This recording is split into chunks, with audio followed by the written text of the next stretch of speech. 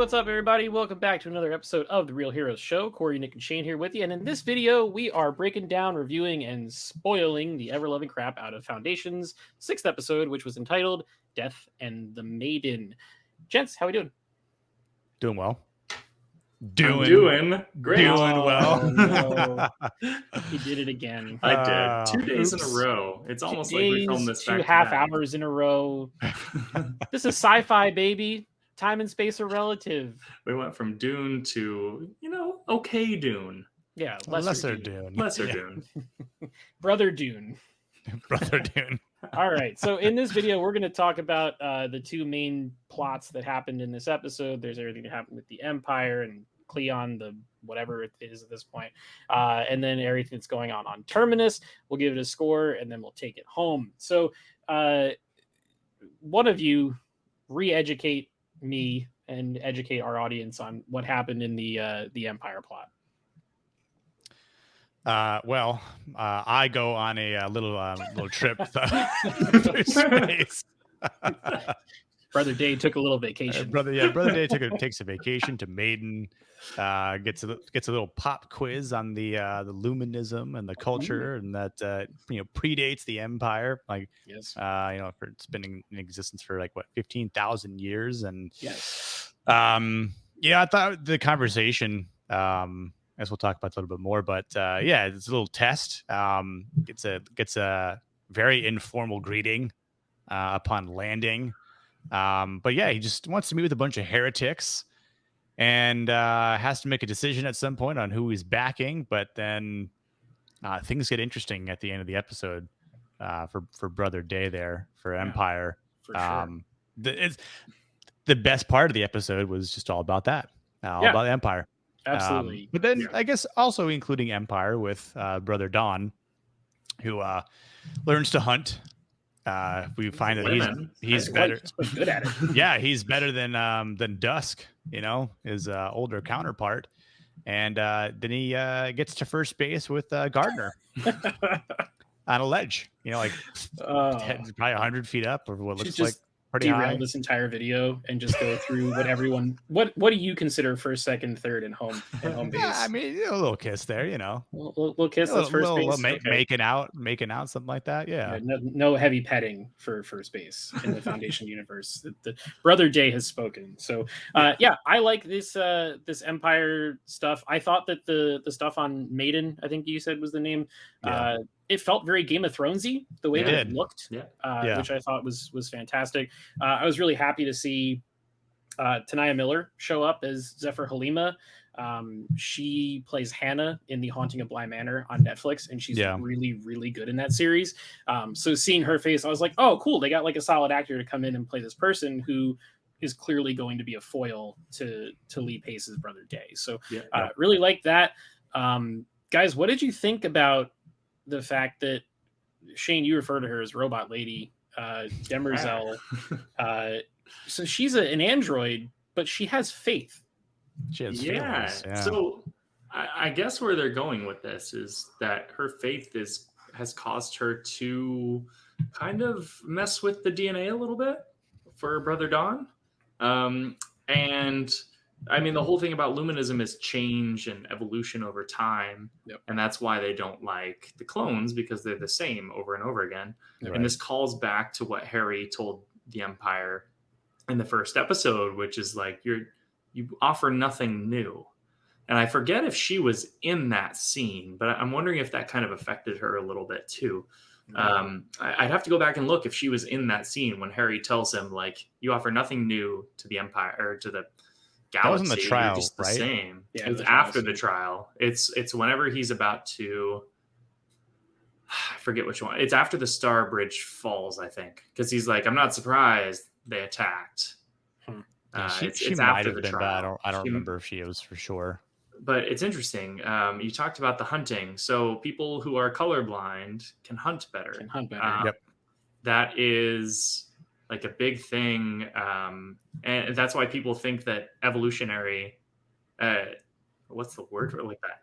Adjective for that? Evolutionarily, why that's been favored over time and not been phased out is because people had to hunt, and people who were colorblind could hunt better. So that could have been, one of the benefits of being colorblind. And it's interesting. So Brother Dawn is colorblind. That's also probably why he erases the mural, because he cannot paint. Oh, he is colorblind. Yeah, that's true. I didn't think of that was an interesting little story. I feel bad for his girlfriend because Invisible Man is probably going to murder her.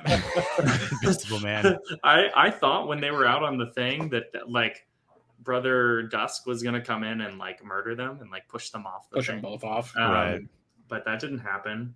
No, I think this is just very interesting. And this is like a sci-fi concept that I haven't really seen before. Yeah. Like clones going on and like their sidekick. I don't know what you would call it, companion, who is like fostering this, makes a change to the DNA and it messes with everything. And I think that's a very interesting concept. Yeah. And then of course, like his little foil here at the end with the political rally is interesting as well. Because like the companion like gets down on her knees, prays. That was a big scene. She's like, he's like looking down like, excuse me, what are you doing? Get the hell up, And especially because it's like been the woman who raised him. Yeah. Right. Yeah. And even when they're like, moments before they're getting ready to land or whatever, and he asks a question, and she says, she kind of just almost stutters, like there was a slight second of not panic, but just like uncertainty. Like she says, like how or why, like why'd you say it like that? Yeah. Like, are you nervous that if you said how or why, and then he says the latter, so he wants to know why.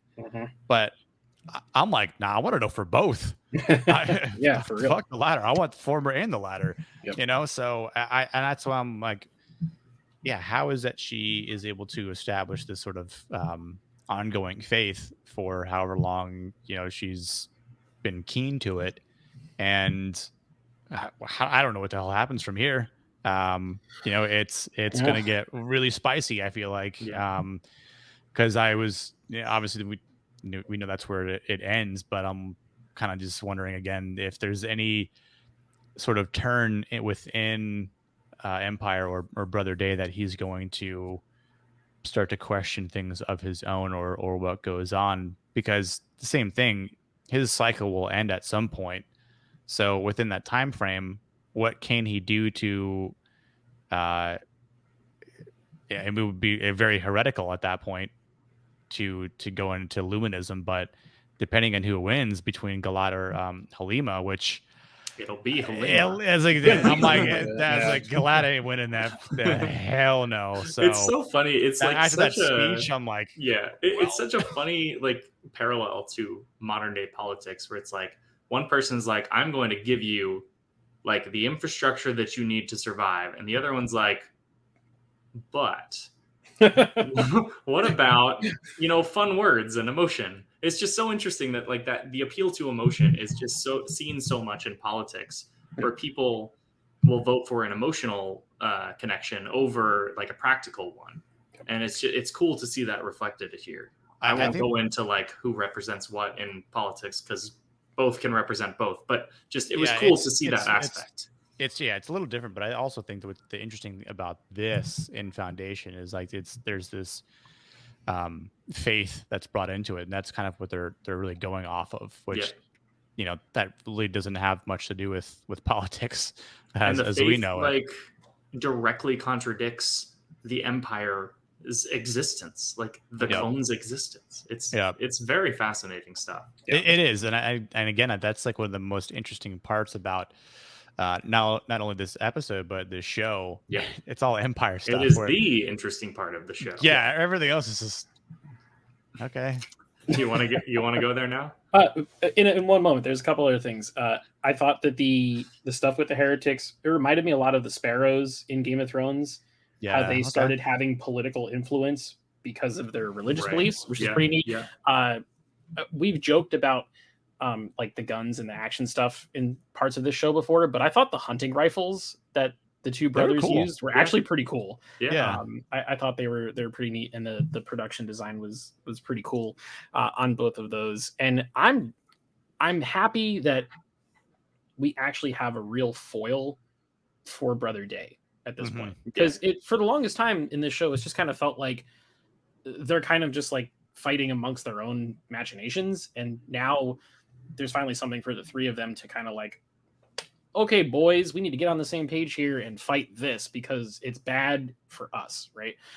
Hopefully it'll give that, not to say that any of this has been bad, because Lee Pace has been great. He used his very large eyebrows to great effect at the end of this episode to look sad, which was terrific. But hopefully it gives it a little more direction now that we're heading into the final 4 episodes of the season. So we got more shirtless scenes too, so nobody can complain about that. Yeah, that is true. He's an attractive man. If anything, watch this show for shirtless Lee Pace. Yeah, like Brother Day lifts. It's factually correct. He doesn't skip shoulder day. He's got Brother Gains. No, he works. Brother Gains. Brother Protein. Brother Power Bars. It's like, you serve me a drink that doesn't have protein? What is this shit?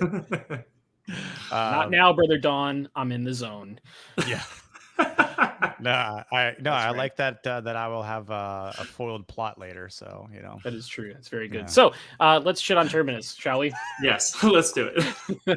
So, this is bad. God. It's not good. I don't like it. Let me try to explain the plot of what the Anacreons are trying to do.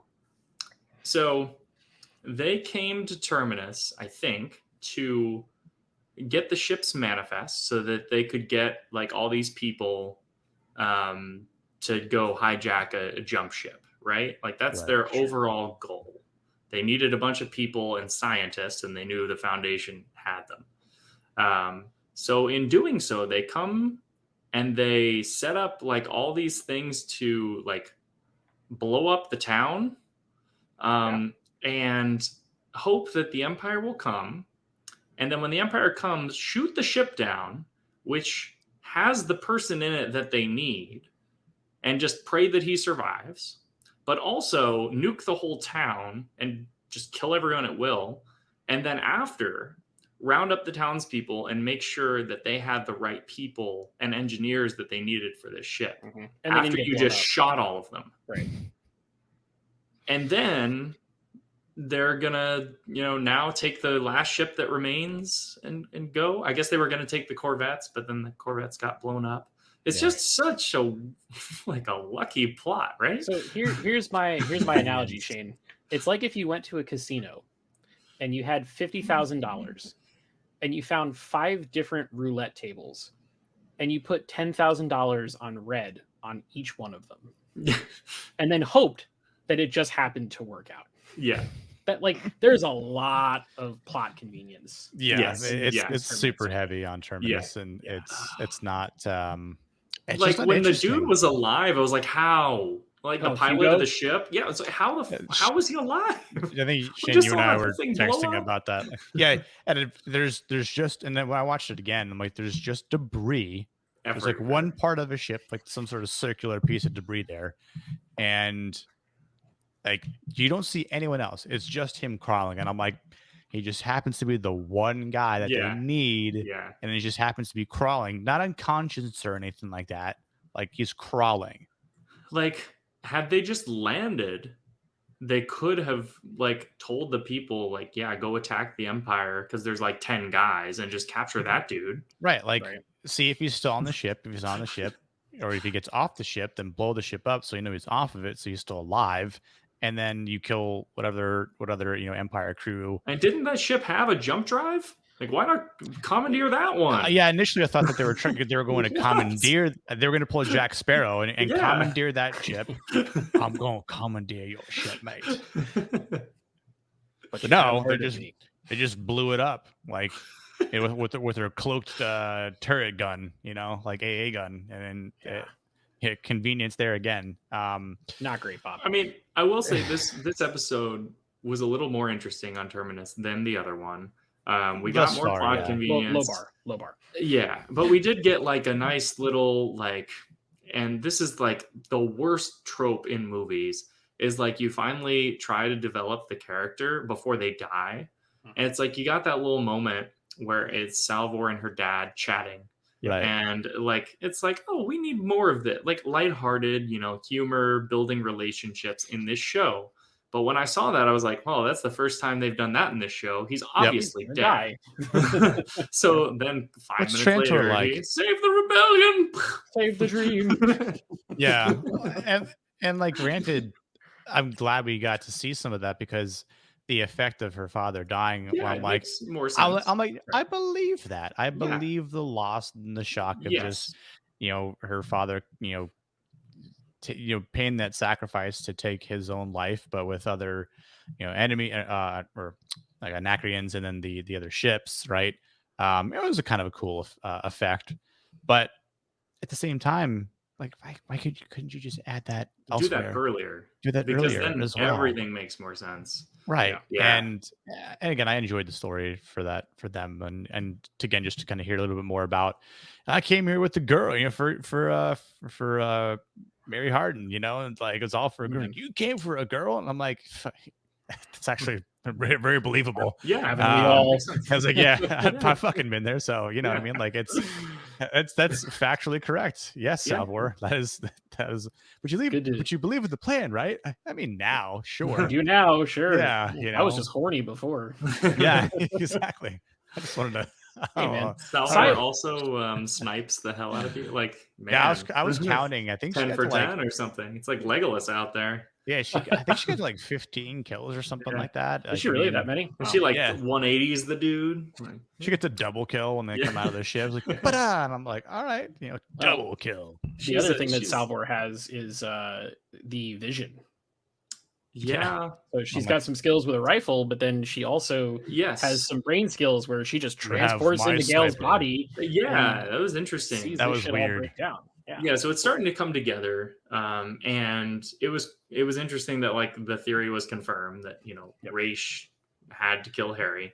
Like we all saw that coming, but it was good to get confirmation. But it was interesting that like she relives that moment with her instead of Gale in that moment. She's in Gale's clothes and everything. Yeah, it's kind of weird. Very weird.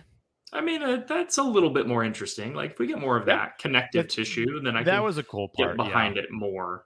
I also but the rest of it, the conversation between Raish and Harry, right? Where he's like, I hate the math, and he's like, and it comes back to him saying, he's like, I wish I'd never met you. He goes, but you stole my books. Yeah. So he even just says, you made the entire galaxy is circling around one individual.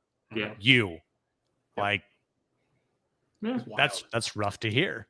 Yeah. And again, you had to be about a girl, I don't know if that's the whole plot convenience thing about like, well, because he had to meet a girl and the whole thing got fucked up, and it's.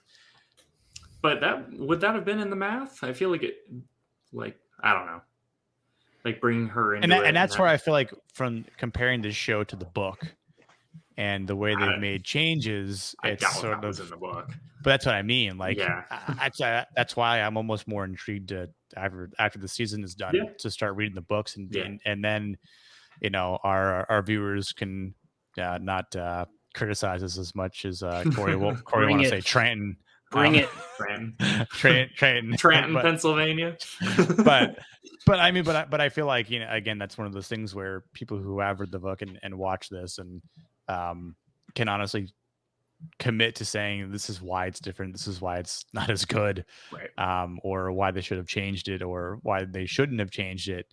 And again, just like we were talking, earlier about the another sci-fi, great with. Dune and what they may or may not change and other things. So I do hope, for the sake of what is going to be moving forward from Terminus, is actually Terminus a lot better. Terminus. Yeah. I mean, like, it's like, there's Hugo and he's got his ship and he just like quickly changes the codes on it. Like, I'm not in control anymore, so I'll just tell her. Yeah, but there's a Death Star now. So all is fine, right? Death Star ship, yeah. What is this, Knights of the Old Republic? It's a planet killer. Yeah. They even said that. I was like, oh god, don't say planet killer. Well, planet killer. Which is weird because like the Anacreons, they were blown up by like thousands of ships. Right. So now there's a planet. I don't know. J.J. Abrams write this? God. They're Imperial Star Destroyers with Death Star tech on them. Pow, pow, pow. We didn't have a plan.